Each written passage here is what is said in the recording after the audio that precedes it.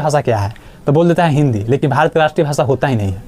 भारत का राष्ट्रीय भाषा होता ही नहीं है, भारत का राजभाषा होता है, लेकिन हमको लिपि कहते हैं। वही जो बचपन में पढ़े थे, ये व्याकरण उसे कहते हैं जिस शास्त्र से बाबू शुद्ध शुद्ध पढ़े आगल बोले आगल और लिखे आगल वो क्या है, व्याकरण है। स्वागत है अपने ही चैनल टॉप इंडियन लेवल में। तो आज की इस वीडियो में हम लोग हिंदी व्याकरण में भाषा, लिपि और व्याकरण तीनों एक ही वीडियो में समझने वाले हैं, और वो भी पूरा विस्तार में, पूरा डिटेल में, ठीक है, क्योंकि सब कोई इतना डिटेल में नहीं पढ़ा पाता है, ठीक है। देखिए, तो सबसे पहले बात करेंगे भाषा के बारे में, उसके बाद लिपि के बारे में, उसके बाद व्याकरण के बारे में।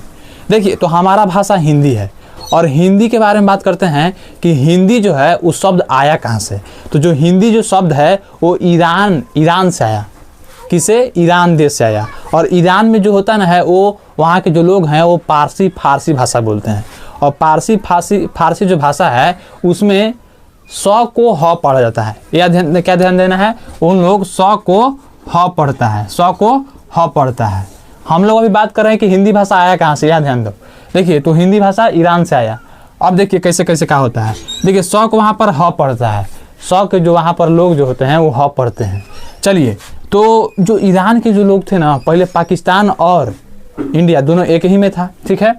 तो सौ को जो उन लोग ह पढ़ता था, तो होता क्या चीज़ है कि जो हिंदुस्तान जो रहने वाले जो लोग थे वो सिंधु नदी के बगल में रहते थे, सिंधु नदी के बगल में रहते थे। सिंधु नदी जो बहता था ना, उसके जो बगल में रहते थे वो हिंदुस्तान वाले जो लोग रहते थे। जैसे कहने का मतलब है कि सिंधु नदी जो था ना, सिंधु नदी के जो बगल में जो जितना भी लोग रहते थे, जितना भी जिस स्थान पर रहते थे, तो उन लोग सौ को तो ह पढ़ता था, सौ को तो ह पढ़ता था, तो इसलिए सौ को यहाँ पर क्या करते हैं, ह कर देता है, ठीक ना। तो उन लोग सिंधु को हिंदू पढ़ देता है। क्या पढ़ देता है? सिंधु को हिंदू पढ़ देता है। यानी कहने का मतलब है कि सिंधु को हिंदू पढ़ता है, और वहाँ के जो लोग रहते ना हैं, वहाँ के जो लोग रहते हैं उस लोगों को क्या कहता है, पूरे लोगों को हिंदुस्तानी कह देता है, हिंदुस्तानी, ठीक है। तो इस प्रकार का होता है हिंदू शब्द, और हिंदी शब्द से ही आया, हिंदू जो है हिंदी शब्द से आया है, ठीक है। चलिए, तो उसके बाद हम लोग देखेंगे कि भाषा, तो भाषा हम लोग को हिंदी भाषा था, और ये जानेंगे कि भाषा सबसे पहले होता क्या चीज़ है, भाषा सबसे पहले होता क्या चीज़ है। लेकिन ये भी जानना जरूरी है कि भाषा आया कहाँ से। भाषा जो शब्द है वो भाषा शब्द आया कहाँ से, तो संस्कृत भाषा के भाष धातु से आया। देखिए, यहाँ पर लिखा हुआ है कि भाषा जो आया कहाँ से आया, भाषा जो आया वो भाष धातु से आया, संस्कृत के भाष धातु से, जिसका अर्थ होता है प्रकट करना। जिसका अर्थ क्या होता है? प्रकट करना होता है। आप प्रकट किसका कीजिएगा? या तो मन के कीजिएगा, या तो भाव के कीजिएगा, यही नहीं कीजिएगा जी। तो वही है प्रकट करने का मतलब कि भाव को प्रकट करना, भावों को प्रकट करना, ठीक है। देखिए, तो वही है कि भाषा किसे कहते हैं। क्यों बोलेगा कि भाषा बताइए, भाषा किसे कहते हैं? हिंदी भाषा तो बोलते हैं, लेकिन भाषा किसे कहते हैं? तो देखिए किसे कहते हैं, तो मन के भाव को प्रकट करना ही क्या कहलाता है? भाषा कहलाता है। अगर आपके मन में जो भी भाव है, या तो लिख के व्यक्त कर रहे हैं, या तो बोल के व्यक्त कर रहे हैं, या तो संकेतित कर रहे हैं, ठीक है, तो जिस तरीका से आप लोग कर रहे हैं, अपने मन के भाव को प्रकट कर रहे हैं, उसी को बोलेंगे भाषा।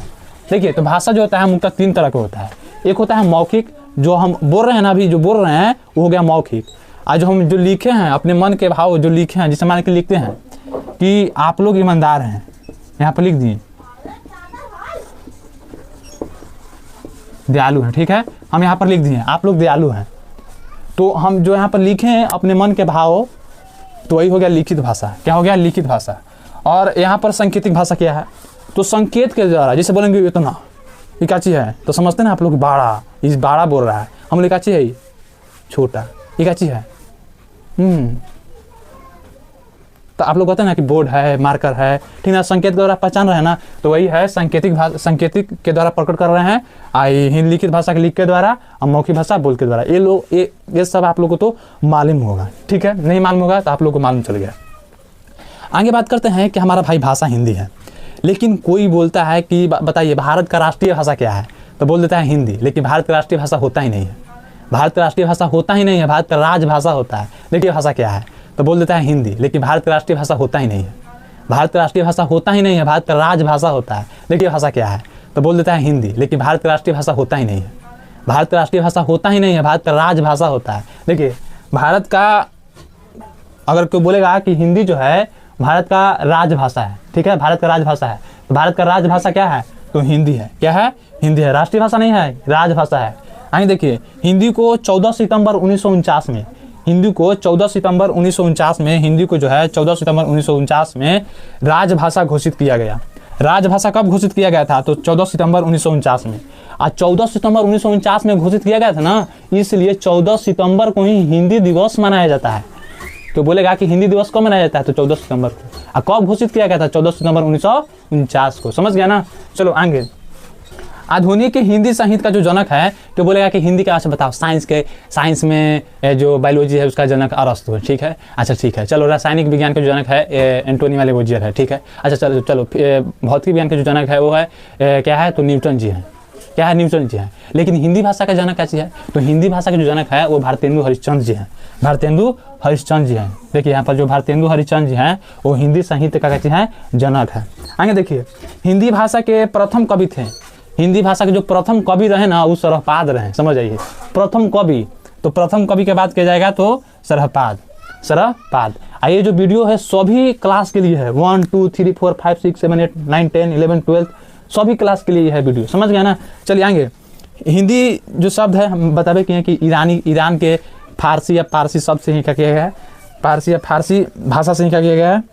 यह आया है हिंदी शब्द। ठीक है, उसके बाद मेन चीज़ समझना होता है वो है लिपि।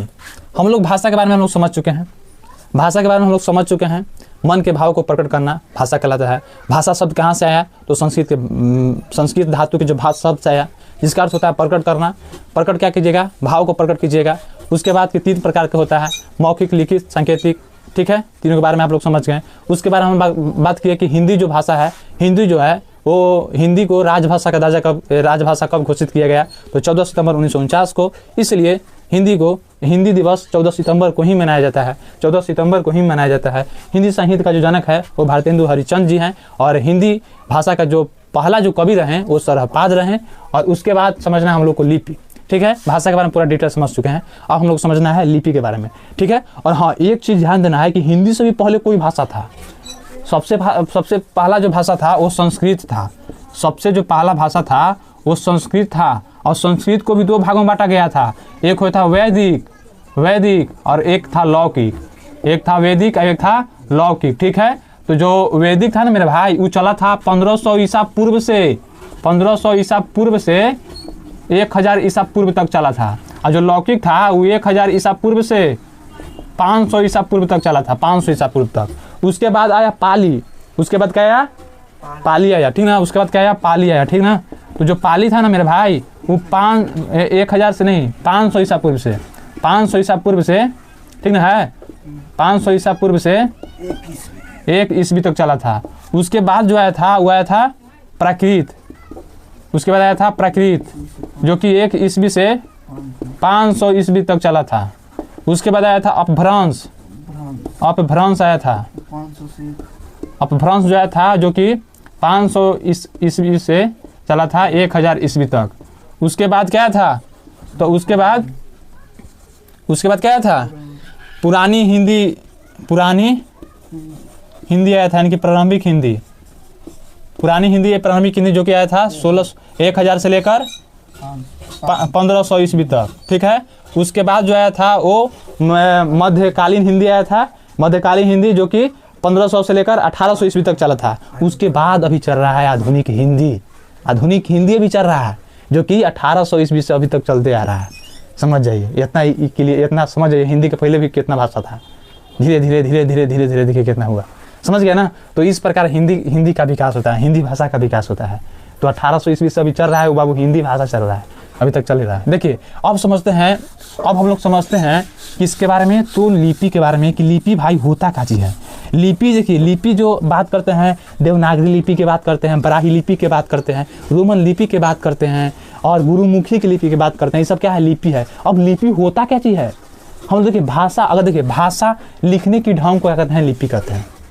भाषा लिखने की ढंग को लिपि कहते हैं। या भाषा में कुछ चिन्हों का प्रयोग होता है, उसी चिन्हों का कहते हैं लिपि कहते हैं। जैसे मान लीजिए भाषा मालिक हम हिंदी लिखते हैं, हिंदी भाषा लिखते हैं कि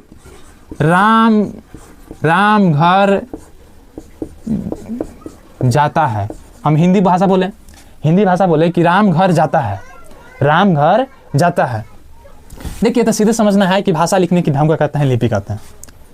लिपि हिंदी भाषा की जो लिपि है वो देवनागरी लिपि है। क्वेश्चन आता है कि हिंदी भाषा की लिपि क्या है, देवनागरी लिपि। और संस्कृत भाषा की भी लिपि देवनागरी लिपि होता है, मराठी भाषा की लिपि देवनागरी लिपि होता है, नेपाली भाषा की लिपि क्या होता है, देवनागरी लिपि ही होता है। ठीक है, तो ये सब का जो गुजराती का होता है, हाँ गुजराती का भी होता है, देवनागरी लिपि ही होता है। तो ये सभी जो भाषा है, इतना भाषा का लिपि देवनागरी लिपि है। और बात करते हैं तो पंजाब का जो लिपि की बात करते हैं, पंजाब की लिपि के बाद पंजाब की लिपि की जो बात करते हैं वो है गुरुमुखी। क्या है, गुरुमुखी है, गुरुमुखी है, गुरुमुखी लिपि है। ठीक है, और देवनागरी लिपि जो है ना वो ब्राही लिपि से आया। मेन चीज़ याद ध्यान देना कि देवनागरी लिपि किससे है, देवनागरी, देवनागरी। ठीक है, देवनागरी जो लिपि आया, देवनागरी लिपि आया वो किस लिपि से, तो ब्राही लिपि से, ब्राही लिपि से, समझ गया ना, ब्राही लिपि से आया, देवनागरी लिपि ब्राही लिपि से आया। ठीक है, और तो इस प्रकार लिपि भी खत्म हो गया, भाषा खत्म, लिपि खत्म। ठीक है, उसके बाद हम लोग बात करने वाला क्या थे, तो व्याकरण के बारे में बात करने वाले थे। तो व्याकरण वही जो बचपन में पढ़े थे, ये व्याकरण उसे कहते हैं जिस शास्त्र से बाबू शुद्ध पढ़े आगल बा, बोले आगल बा और लिखे आगल बा, वो कहा है व्याकरण है। ठीक है, तो व्याकरण समझ गए, ये तो बचपन से ही पढ़ते आ रहे हैं। ठीक है, व्याकरण के मुक्ता जो होता है 5 भेद होता है। व्याकरण के मुक्ता 5 भेद होता है। पहले आप वर्ण पढ़ते हैं ना, इसलिए वर्ण विचार। दूसरा पर शब्द पढ़ते हैं ना, इसलिए शब्द विचार। तीसरा पर वाक्य पढ़ते हैं ना, इसलिए वाक्य विचार। चौथा पर चिन्ह विचार और 5वां पर छंद विचार। ठीक है, तो ये 5 टाइप को बारी बारी से आगे पढ़ना होता है। आगे वर्ण विचार के बारे में पढ़ना होता है, फिर शब्द, फिर वाक्य, फिर चिन्ह, फिर छंद। ठीक है, तो इस प्रकार भाषा भी खत्म हो गया, लिपि भी खत्म हो गया और व्याकरण भी खत्म हो गया। और नेक्स्ट वीडियो में हम लोग वर्ण विचार की बात करेंगे। ठीक है, देखिए तो आप लोग के लिए एक क्वेश्चन यहाँ पर लिख दिए हैं जो कि आप लोग को बताना है कमेंट बॉक्स में। ठीक है, कि हिंदी को राजभाषा कब घोषित किया गया था।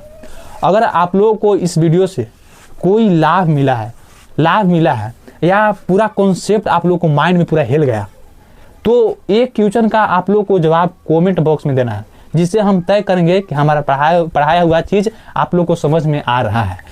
तो हिंदी को राजभाषा कब घोषित किया गया, आप लोग को कमेंट बॉक्स में यहाँ पर क्या करना है, लिखना है। ठीक है, तो इस प्रकार भाषा था, लिपि था और व्याकरण था। ठीक है, तो मिलते हैं आप किसी और नेक्स्ट वीडियो में। कोई भी डाउट हो सीधे क्वेश्चन कमेंट बॉक्स में लिखिए, उस डाउट को हम देखेंगे। ठीक है, तो मिलते हैं किसी और वीडियो में, तब तक के लिए जय हिंद।